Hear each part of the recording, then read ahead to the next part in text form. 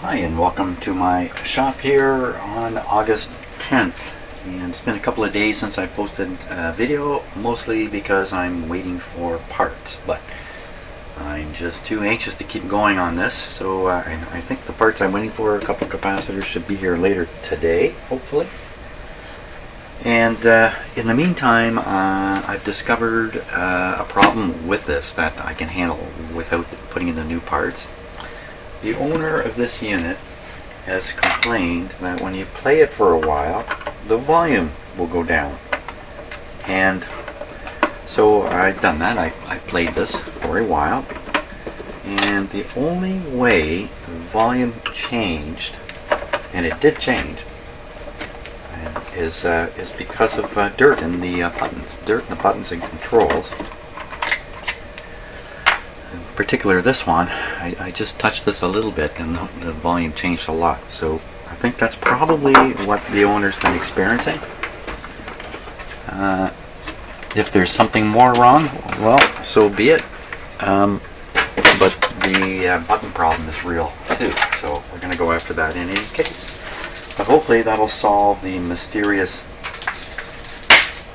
volume change over time. So I think I've mentioned in lots of videos that I've been fooled many times by problems with buttons that in most cases it's quite obvious when it's a button or something in the front here. You just touch it and I mean, it's pretty obvious. But once in a while it's not. And the problem with that is you work the defective control and nothing happens in the stereo, and you put a little note in your head beside that. That control is not a problem. But in fact it is. And then it might take you a long time to get back to it. So, okay, let's get this out of here. A long time to get back to it. Now, there's probably some screws in the back here. What's it look like? It looks like the whole thing does something. Comes out the front, maybe. Oh, there we go. Perfect. Oh, that's easy. That was easy in the end. Okay, just take a look inside for any evidence of burning or something crazy like that. No, nothing like that at all. Oh, special note here. Better read it. Do not remove cover. Good thing I saw that note. Why not remove the cover? Okay. Let's take a look at what's in here.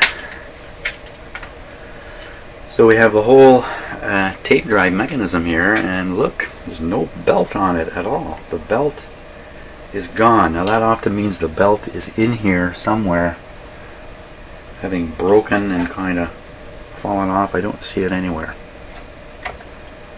That's mysterious. Well, the only way the belt, oh, you know what? I think now these belts, some of these belts literally melt into goo. And I think that's a bit of goo under here. I'm seeing the remnants of the belt before somebody removed it. No belt. And the belt probably, I mean, it must run right on here. It must be a wide, fat belt. Because this has got a pretty wide capstan. There's some black on it here too, more melted rubber. When you make materials that are highly flexible, they're often weak in the sense that they are chemically unstable. You get the wonderful flexibility, but what you don't get is a long life. Ultimately, the flexibility disappears, and the material actually becomes exactly the opposite of what you want. It becomes stiff, cracks, breaks, disintegrates, or turns into goo. That's another favorite choice. So we're not going to worry about this right now.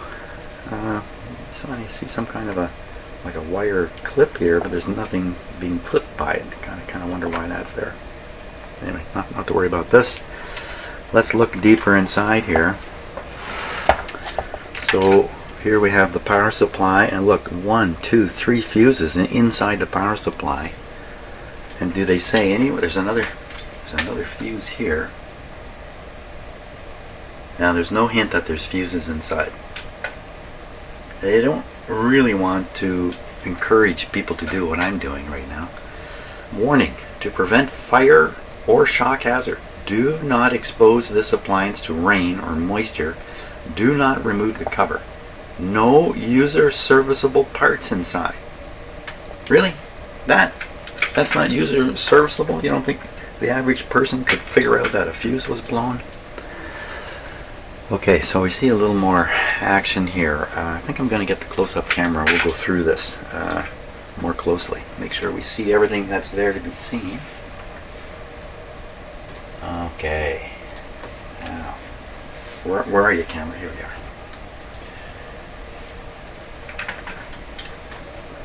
Now the focus may not be right here. Let's see what we've got. Got the autofocus on. That's not going to work for me. Let me adjust the focus on more.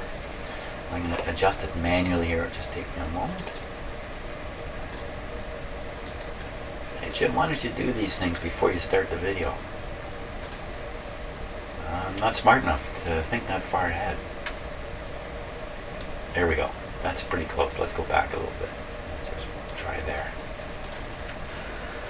Okay, we'll start with the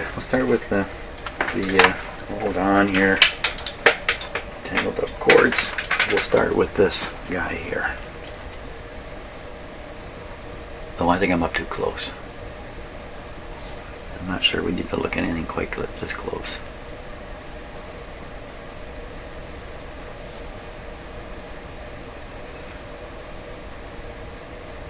Micro switches on. I can't even call these micro switches. Okay, here's our motor. I'm going to change the focus here. It's too close. There, you can see all the gunk, the black gunk. Yeah, I think this was a case of dissolving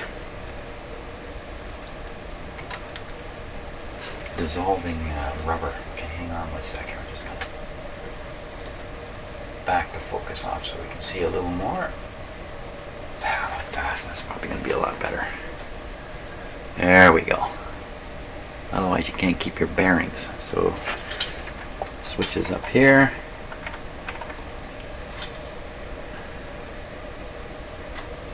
Okay.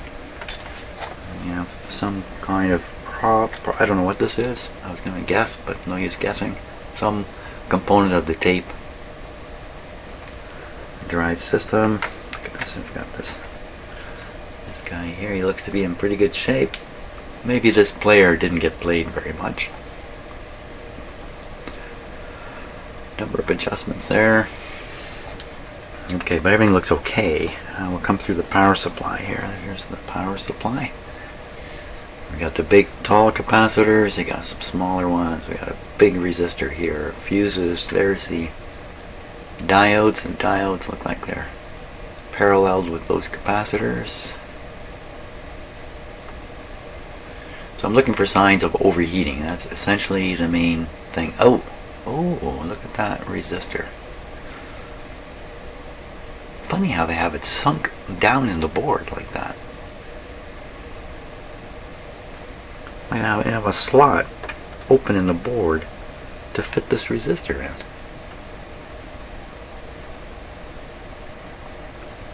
So I'm going to take a wild guess that that's some kind of attempt to cool it. And something going on here, that's for sure. So there's a diode sitting there. Look, it's got carbon beads. I can't think of the word for it. Carbon beads, anyway, on it. That's to control some high frequency something, and then goop.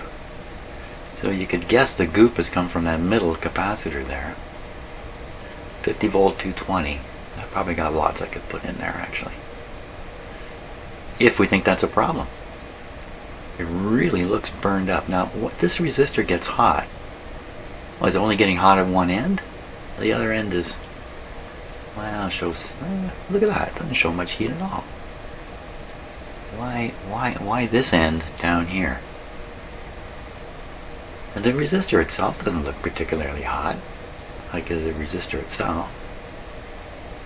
Maybe I'm misinterpreting the brown. Maybe that's more a chemical stain from some kind of chemical, and maybe it's come out of this capacitor. So sometimes these capacitors build pressure and the top will pop on them, or pop up a little bit, lose its flatness, but these ones all look perfectly flat. Okay, well, that's something we're noting anyway. I'm not sure. Maybe they've used glue or something to hold these down.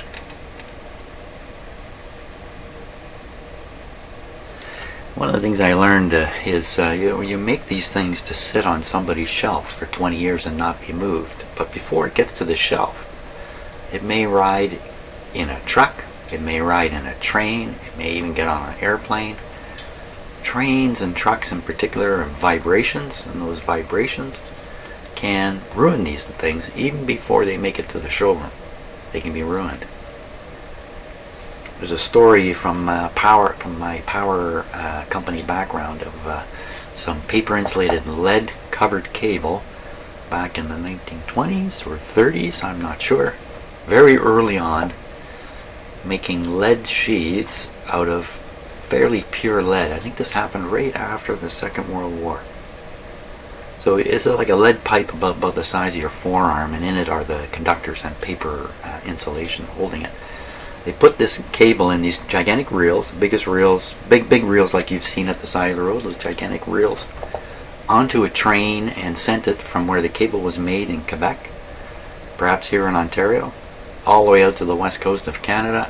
And when this train load of cable got out there, it was all ruined, because the shaking and pounding of the train shook the lead enough to cause chemical reactions, to actually cause, well, think about this, just think about it. Now, you've all seen people hammering steel on a big, another big hunk of steel. Oh my gosh, I'm going to have a hard time telling this story. Let's say you take a pile of hot steel, red hot steel, you start hammering it on your, oh, for crying out loud, on your really big hunk of steel. You're pounding away and you see these sparks and stuff flying out of it, just bursting out of it, shooting out, and you can picture this, right? A guy hammering away and stuff flying out of it. Those are the impurities being squeezed out of the metal, shooting out of the metal, literally, from the mechanical compression of the hammer striking the metal. So going back to the cable riding on the train, the vibration has the same effect. Shakes up the cable enough that impurities wander in the lead crystals. They wander to the edges of the crystal. They basically get squeezed out of the crystal and collect on the edges. So all these crystals are, in a piece of metal, crystalline metal. There's all these crystals are up against each other and locked together in various ways. If you cause the contamination or impurities in the lead to collect at the perimeters of the crystals will begin to separate. And to lose the mechanical strength, they won't be interlocked properly anymore. And you'll see cracks developing in lead. They look like random sort of cracking, and that's what happened. And the lesson there was, don't make lead cable sheaths out of pure lead. Of course, pure lead's not pure, close to pure, but not pure. Nothing's really pure. And well, we got a whole discussion on purity and how human beings respond to purity. That's kind of weird looking, isn't it?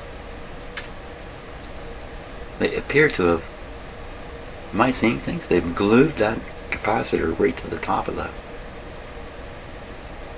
chip there. That's kind of weird. In the case of the power cables, if you didn't put them on a train and sent them all the way across the country, but instead installed them in Montreal or Toronto, and I worked in Toronto. Those same cables with the same weak lead alloy or non-alloy or accidental alloy or apparently pure but not quite, those same cables went in the ground. Now instead of being shook by a train, they are shook on a daily basis by the heating up and cooling down contraction process in a cable, which is normally once a day. Heats up, cools down. The odd cable gets 2 of those a day. They have a daytime peak and an evening peak.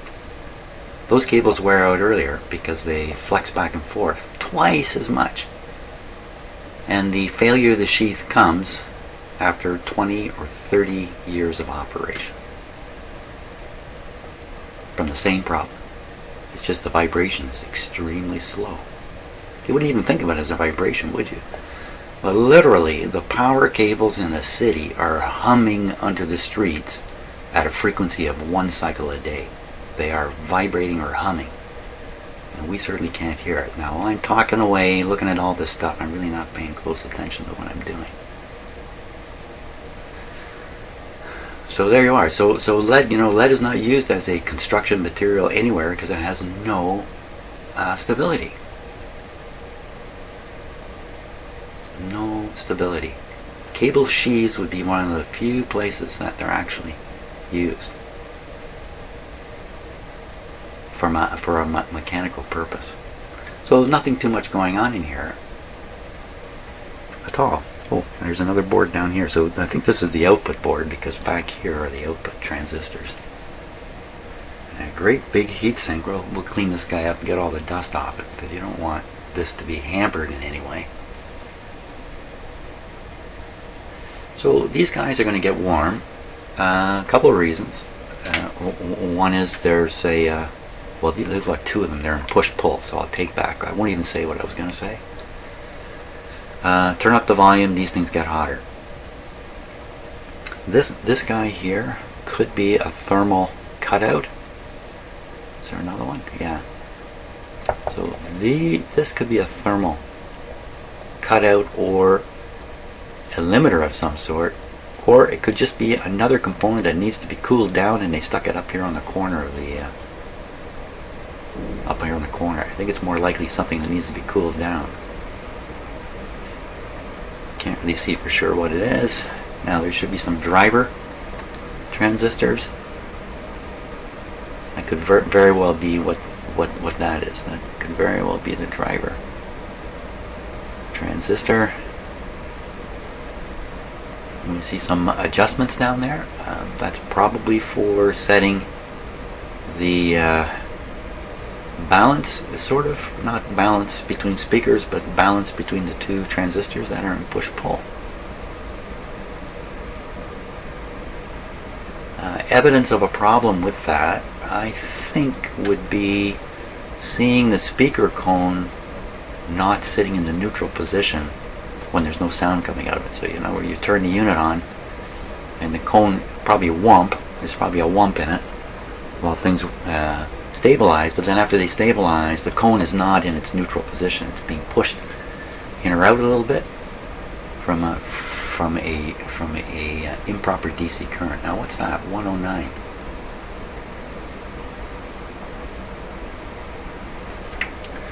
Because he appears to have hot leads on it. The leads have all gone dark on that thing. Not to worry too much about. Here's another high wattage resistor. This one shows no signs of heating. There's some goop under this capacitor. Is it leak or is it glue? They glued them. I think they glued these. They glued the bigger ones. So again, going back to the vibration story, anything that's large or larger, like look at these, like these are really large. So there's going to be a vibration moment in it, traveling down the tracks. Boom, boom, boom, boom, boom. So these are the guys you don't want to have them moving relative to the board at all, because if this thing is flopping around and moving relative to the board, then it's moving relative to its soldered connections, and you're starting to break them. So these light guys, they're way up on stilts too, but they're so light there's no moment of force in them. So there's no reason to worry about these. But bigger things like this, you're going to send this guy down the train tracks. And without a doubt, this is the kind of device that would end up on a train being sent across the country. See if we can see some more examples of steps taken to control vibrations. Like, so they have a long wire here. Now this is kind of curious, isn't it? Where's this yellow wire going? Yellow wire separate. Going to the AM antenna separately.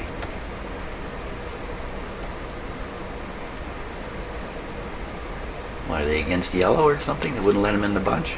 I don't want that yellow guy in here with me. Give him his own tube.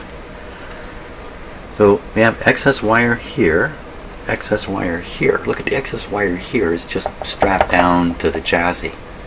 The excess wire here is gobbled up in this thing and supported up in the air, away from the chassis. Oh, that must be an important yellow wire there. Can't say I've ever seen this done before. They've actually kind of supported a wire up like this.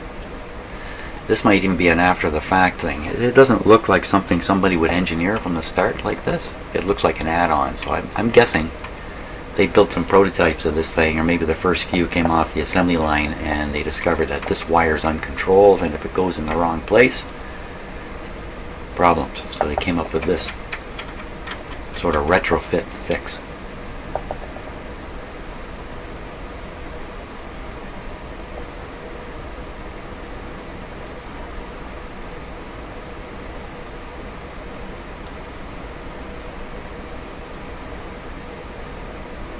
You know, I can look closer if I keep my mouth shut.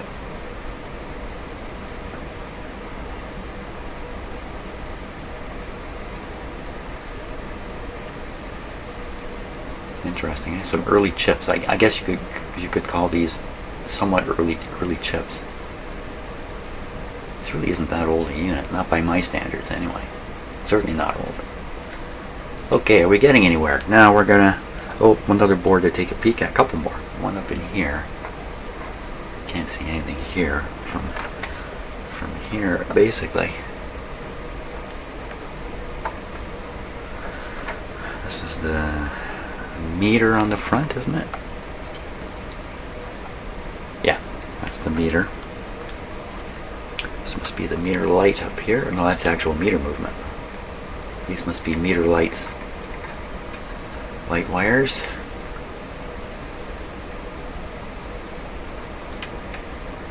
Way down in there. Well, we're left with this situation here, which is of interest. Can't really swear that that's a problem. Where like all this material here has come from somewhere. Ooh, just flakes off. It's paper thin. I wonder if this stuff could even be a little bit conductive.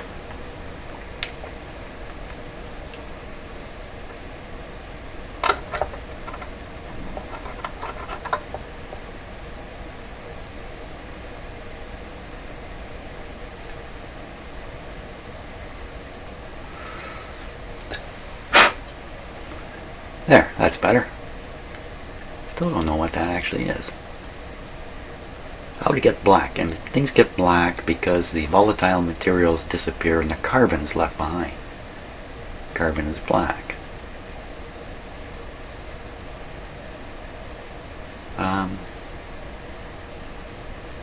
Well, we'll keep an eye on it. Now, to the task at hand. The task at hand is actually to try to find these buttons. Where are they? They're way under this board here. Oh, no. Okay, let's see if there's a bottom panel that'll come off this. Uh-oh. Can't get access from the top. Uh-oh. Can we just flip this guy over? Flip him this way. Let's take the speakers off.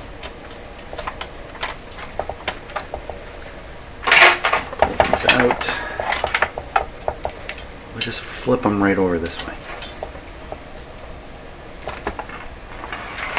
Oh, it's heavier than I remembered. Oh, it does have a panel. Excellent. Okay, so this panel's got to come off.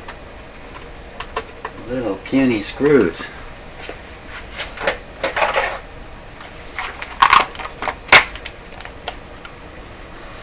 So here's a little note here. It says head alignment through there. So on the 8-track tape, you have 8 tracks, or 2 or 4 sets of stereo tracks. And in some machines, the head moves from track to track. Chunk, chunk, chunk. In other machines, the whole tape moves. Chunk, chunk, chunk. But I think most likely the head is what's moving. So when the head moves, it's a mechanical item, right? So over time, things happen, and it gets a little bit of alignment, and alignment is really, really important. If it doesn't hit the center of the 2 tracks properly, if it's a little off, you might hear a little bit from another track. Who knows what might happen? You won't get the result you want. Oh, what's this say? This probably says, don't go in here. Warning, to prevent fire or shock hazard. Do not expose this appliance at the same note.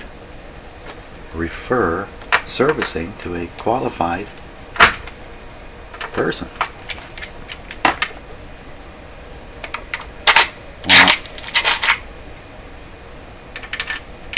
Oh my gosh, this is tiny.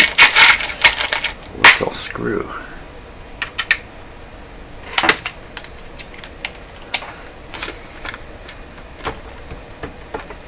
It's a lot of screws.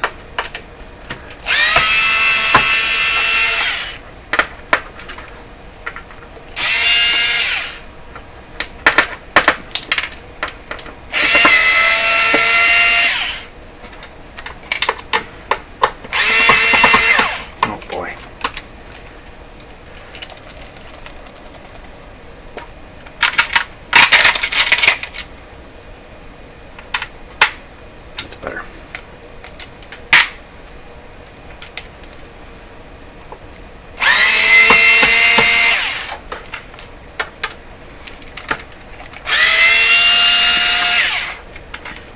So this is a Canadian built machine, yet it's full of Phillips screws, especially these ones. Oh, that's a metal one. These ones going into the wood here. Typically in Canadian stuff, they are Canadian Roberts screws. Well, the Phillips thing could be a sign that this was being sold in the States. I don't know about that.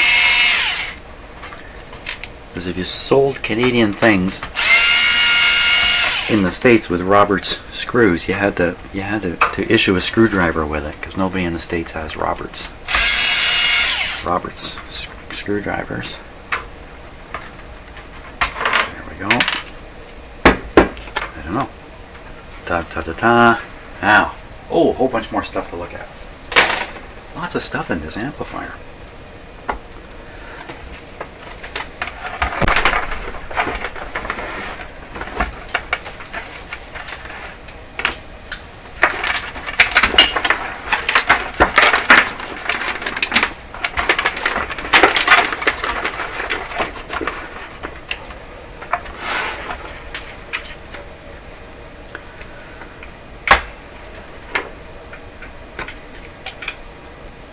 Let me get the close-up camera again, and we'll continue with the inspection side of things. I have found that patience pays off during these inspections. So here we go. Big power transformer here. What do you think's under there? It's either a fuse, another fuse. Feels like a fuse to me underneath there. Another fuse. There's some more back here. What's under there? It could just be bundling wires. So it's really bundled up. So, oh, you know what? This is the outlet coming in from the other side. So what they're doing is they're being really, really careful with these wires to make sure there's no chance of an exposure in there. You can see we're exposing Yeah, like this is headed for the fuse. So that's all that is. That's just heavy duty protective wiring. Nicely done. Hey, hats off to the guys who engineered this thing. Unfortunately, you probably have to go to a graveyard to celebrate them though. Okay, board here. It says lots of little parts on it. This is probably a preamp.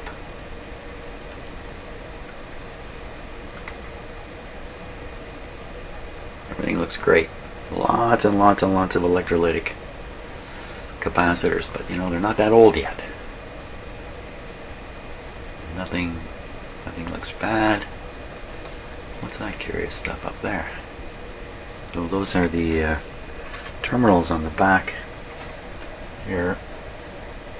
Phono. So it is the preamp. So those are the phono inputs, ceramic and magnetic. And then this will be the preamp, probably just for the magnetic inputs. You can kind of tell it's a stereo thing, right? Look, it's the, you can draw a line down the middle. And what's that funny white thing there? Ooh, tempted to push on that, but I won't. I don't know what that white thing is. There's another one. Oh, you know what that is? That's the hold down for the board. That's all that is. Just holding the board in. Everybody looks happy in there. Okay, how about looking over here now?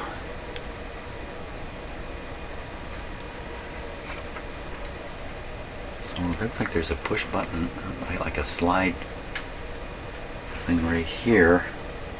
What's that in line with? It's not in line with anything. If I go to the front of the radio, oh, it's not this, is it?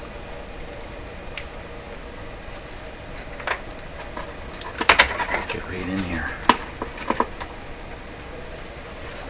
A little more light. Yeah, I'm going to turn that. So there's the selector knob. You can see how you get the popping.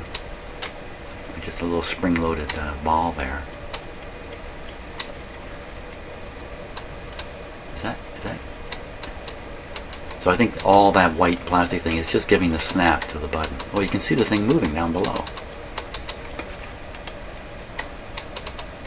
So it's not that long one. It's right beside the long one. What's the long one doing?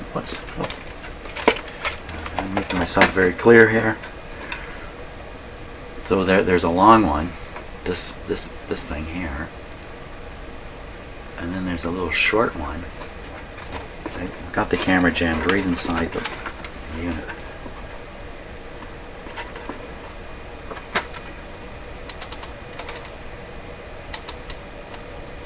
Are they somehow connected together? So this is the switch I have to clean. That's one of them. This is the one that's really doing trouble. So I can just hose it into the back there where that moving piece is. I wonder if that is just kind of like a mechanical part, and it's actually sliding the contact part in this long thing. And really, it's in the long thing. The end of which is here. Oh, it's sealed right up. I have to change the focus again because I can't get the camera far enough away from these items. Just give me 1 second. Let's try this now. Oh, now I've got it too close. Yeah, I've gone too far. Gone too far there, Jim. Too far.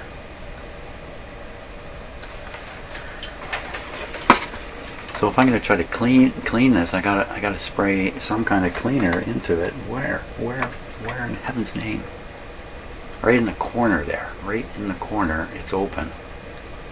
Sometimes these things have holes on the top, holes on the sides.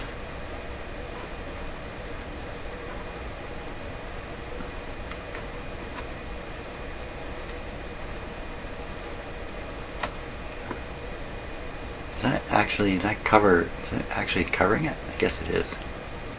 Covering it completely. Yeah, put the front here. So, okay, so you can see a little more at the front. Jam this camera way in there.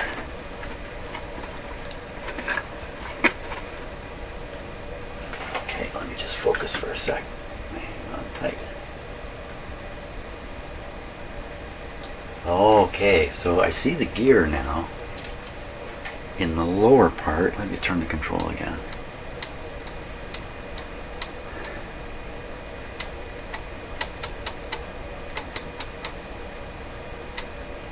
So it's turning that white, like, you know, I'm driving the one white wheel and it's driving the other white wheel. And what's it doing down there?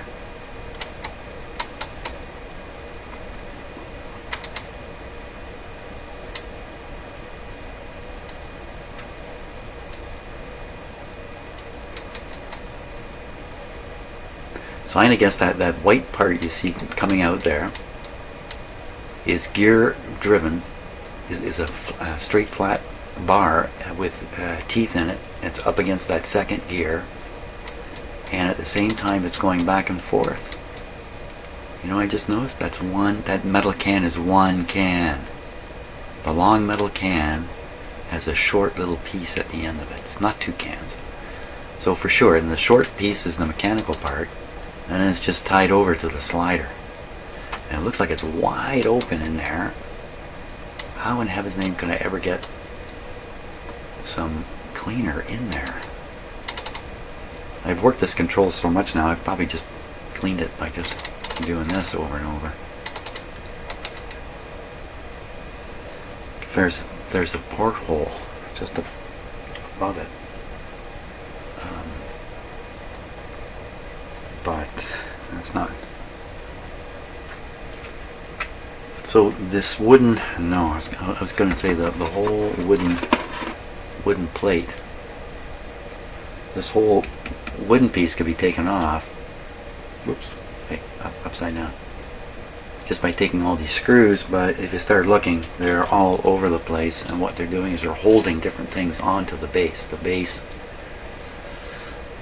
yeah. So taking this base off to get more into here, not a good idea. There's access through here. So I'm looking behind the front panel now. You can see the shaft. There's the slot. The slot, you can see light coming through the slot. I can push.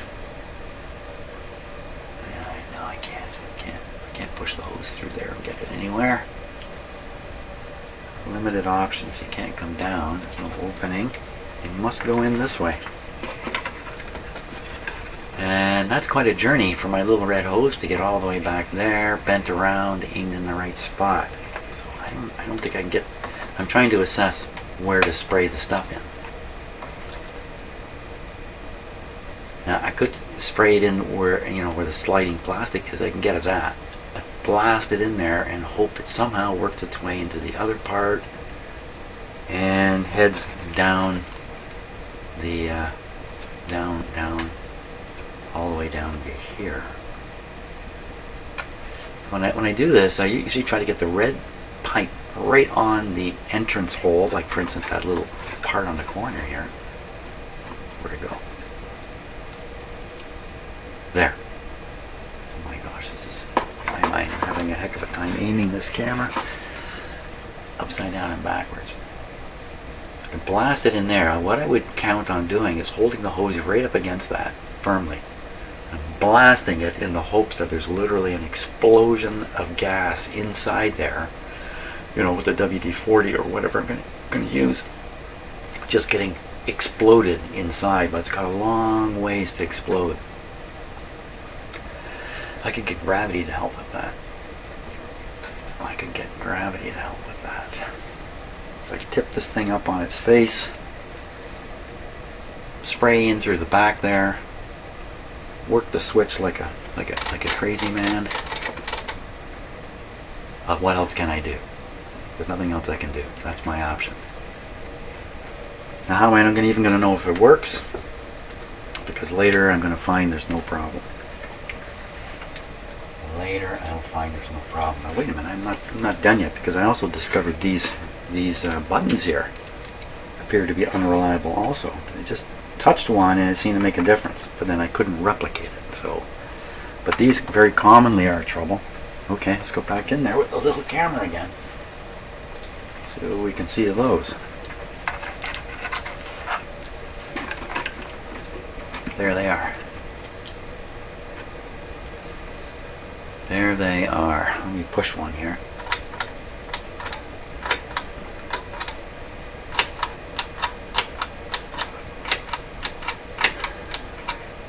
So it looks like the backs of these guys are, see, they have holes in them. If I can get a better camera angle here, I might be able to actually see the hole. There are holes in those guys. We could hose them. They've all got holes in the tops between the terminals. And they've got terminals top and bottom. Your choice, if you use them top or bottom. Why all that black stuff? It looks like an oxide. Boy, that gives you some idea what the switch looks like inside. No, it would be a different material, but is that really oxide on there? It just doesn't make sense. Okay, we got some more stuff. We got more stuff. We got volume controls, and all these could use a bit of a hosing. Let's see what we can see of them. There they are, and they all have holes in their shells.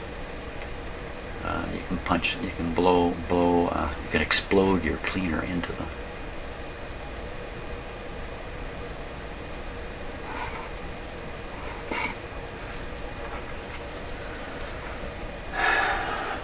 Okay, so before doing any of this, I'm going to double check the operation of the unit. Just verify that in fact I am right about these switches being unreliable before I dump a bunch of stuff inside. This can stay up like this, upside down. Need to reconnect the speakers, which I unnecessarily disconnected.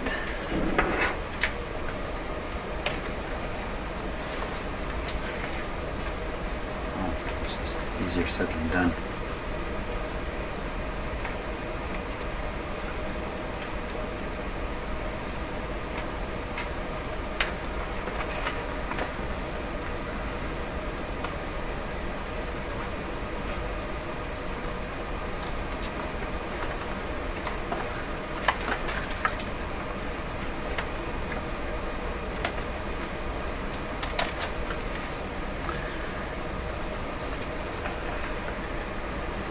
Let's go on the rear speakers because I can put it in easier. Good thinking. We'll make red to red.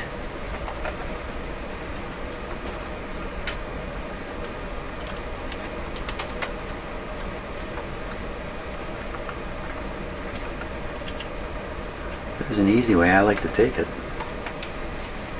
I'm all in favor of that. I'm one of these 80-20 people. I don't think the last 20 is worth it. I'm pretty happy with 80. Okay, maybe 90. 80 sounds too low. But if you set your goal at doing a 100% job on these things, you might find yourself quite frustrated in the end. That last little bit is going to kill you. Okay, so speakers are on. That's really all we need. Now we need to plug it in. It is plugged in. We need to get our hands on the volume control.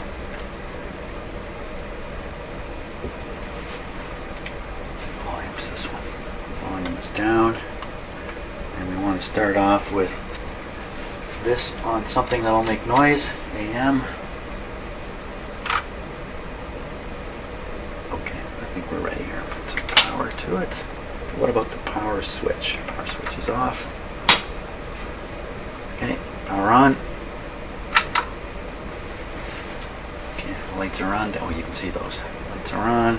Volume up. Sounds like it's on FM. Sounds like it's not on anything in particular. It's on AM. How did it sound like that?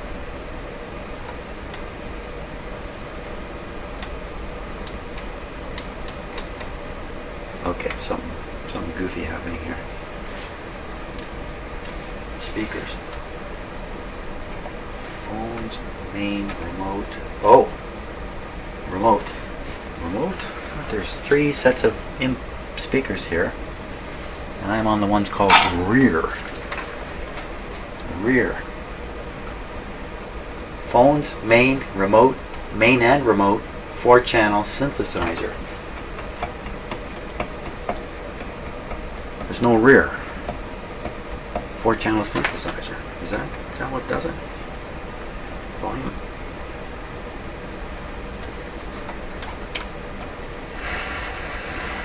To get the rear speakers, you need to turn on 4-channel synthesizer. And what that does with an AM signal, I have no idea. Hopefully nothing. That's interesting, eh? 4-channel synthesizer in here. So it gives you the feeling that you've got 4 different signals coming from 4 different speakers. Well, in fact, you would have 4 different signals and 4 different speakers, but 2 of those signals are kind of contrived. Okay, using noise. We will now check the sensitivity of all these buttons. First of all, volume control. Sounds fine.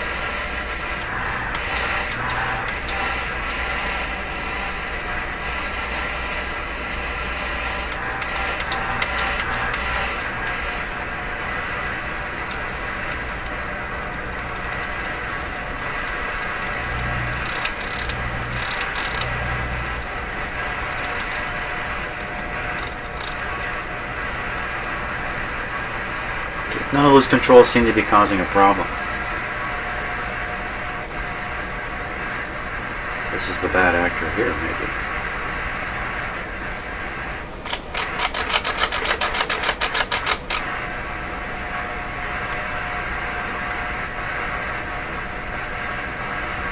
Definitely a little wonky here.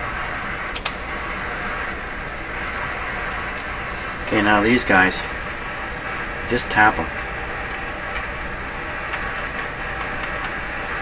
My own personal stereo, buttons just like this just drive me nuts on it all the time. I've got like 4 or 5 places where the sound kind of goes dead because of controls on the front of it, and I'm too lazy to bring it in and fix it. I have to do this kind of thing. So I'm not hearing any effect. I'm tapping them harder and harder.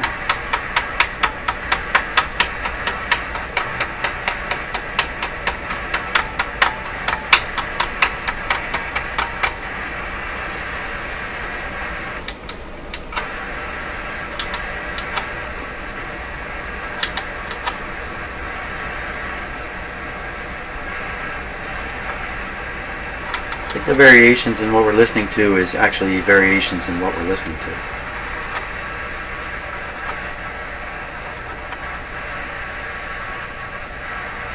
Let's listen to something else. Let's try that. It still has scratchiness in it.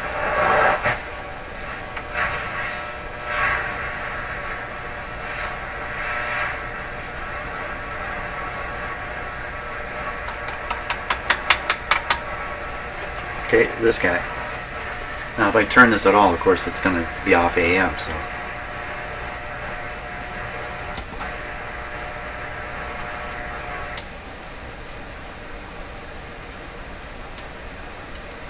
This seems good.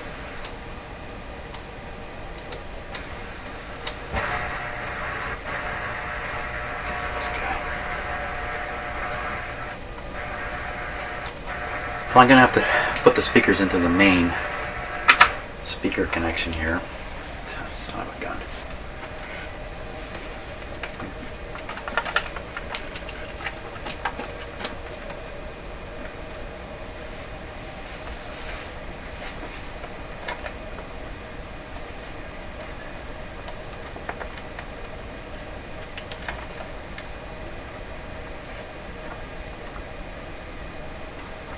What if I just put one speaker in?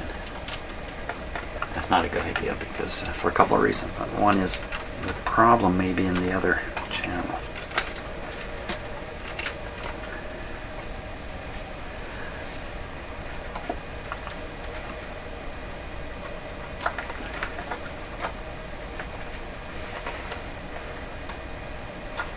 Too much copper exposed on these wires.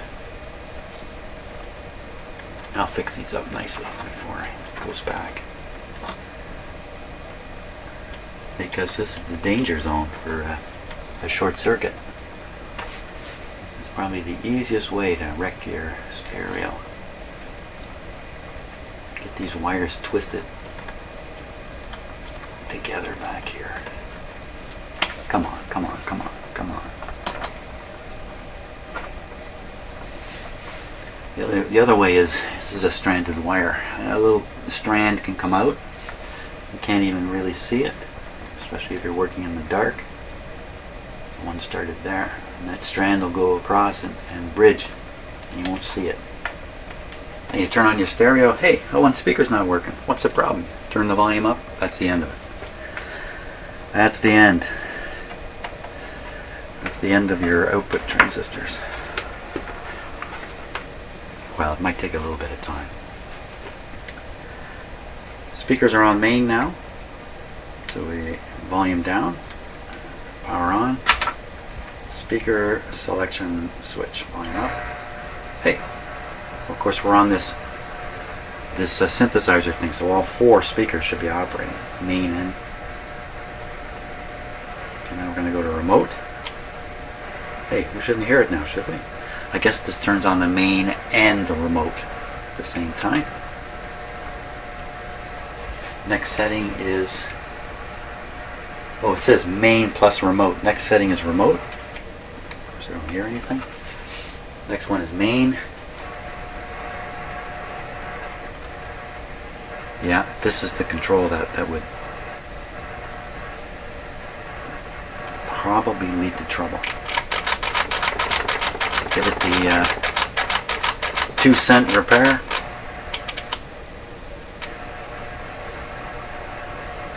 Better.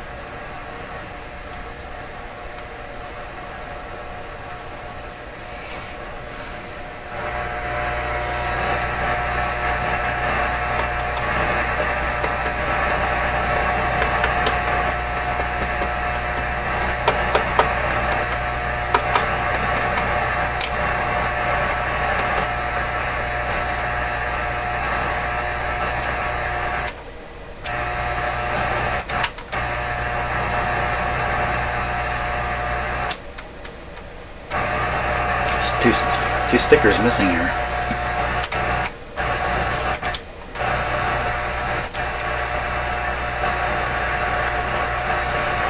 The problem, the complaint was around phono, the phono input.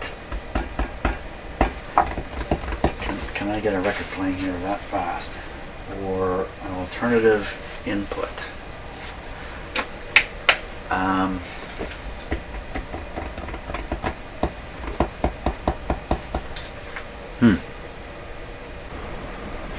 Okay, I think I'm ready to test it here. So I'm going to play this on a incorrect speed. 45. Let's see. Volume down. Selector to phono. There we are. Volume up. Don't hear a thing. Oh, no wonder I don't hear a thing. Smart Alec record player. Let's try it again. That's why, maybe. I have the arm locked. Let's see it work.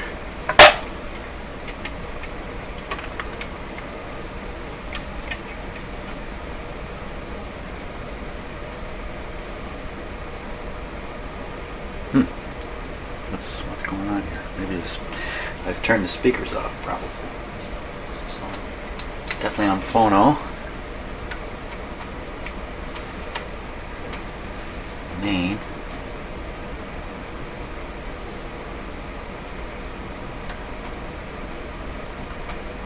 What's happened? Maybe I've got it plugged into the ceramic inputs. Maybe that's what I did. Yep. Yeah, so I plugged a magnetic cartridge into the ceramic input. So turn the volume down. That's not going to make very much sound. The ceramic inputs are looking for like a volt of signal. The magnetic are looking for like a millivolt. Let's see what we get now. Lovely. That's playing at 45. In my last video, I left some music playing at the wrong speed, and I did not get a copyright hit. So let's see. Let's do a little more of an experiment here. Now, both speakers.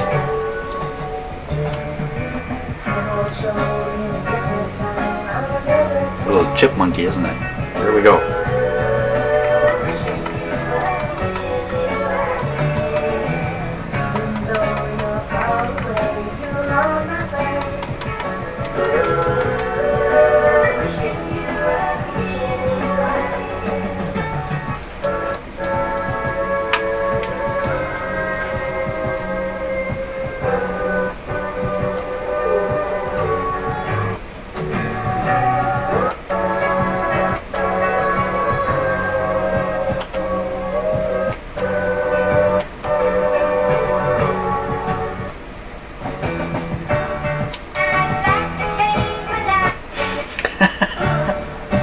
You should change your voice.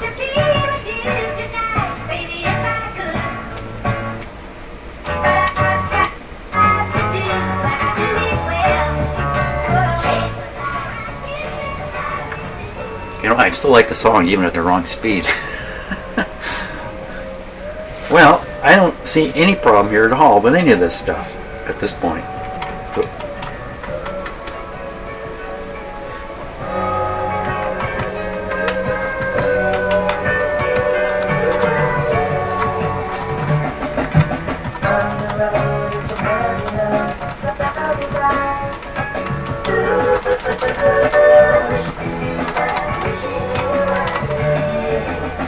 Sometimes when you're doing this, the subtle changes on one channel or the other, just a little bit of volume up or down, it kind of moves the center a little left and right. It doesn't really cut it right out. So you really got to listen to this stuff pretty carefully to really pick up on it. But I don't think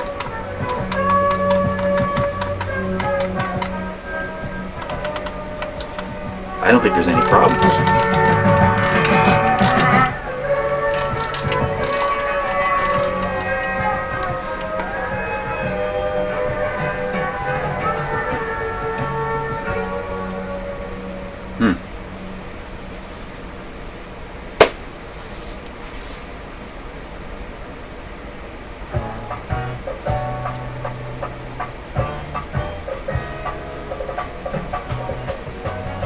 Well, so we're going to find out just how good the YouTube algorithm is, because there's no question this is copyrighted material.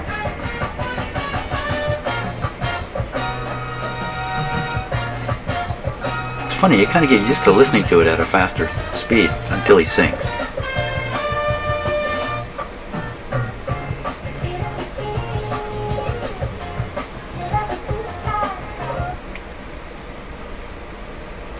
So we need to check this arm here, which the owner had someone else repair, and he commented to me that it didn't seem to be working, but it sure seems to be fine now.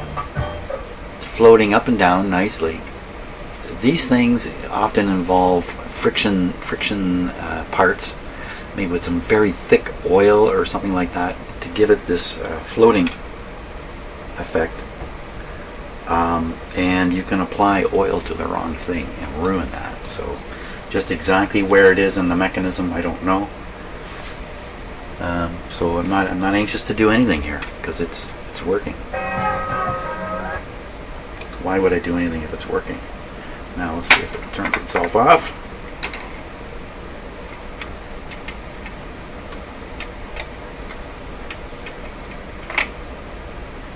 Click. What happened to the last click? Was that it? Yep. Yeah, you see the platter just continue turning freely. It's excellent. It's all excellent. Well, okay, so much for the noisy switches, varying volume. I can't make any of it happen at all. And that's kind of it. That's kind of it for what did I do here? It's another video where I actually didn't do anything in the end. Yeah. Okay, well, still waiting for the parts to come. Hopefully they're going to come today. Capacitors for another radio. The speaker that I've ordered 2 new speakers for the speakers down here, and they're going to take about a week to get here before I can put those in. So this guy's going away for a while. The other radio I was working on, I think it's a Nordmindy, can't remember now. I'm going to bring it in here and we'll carry on with that because I'm hoping the parts get here today. Thanks a lot for watching, and see you in the next video.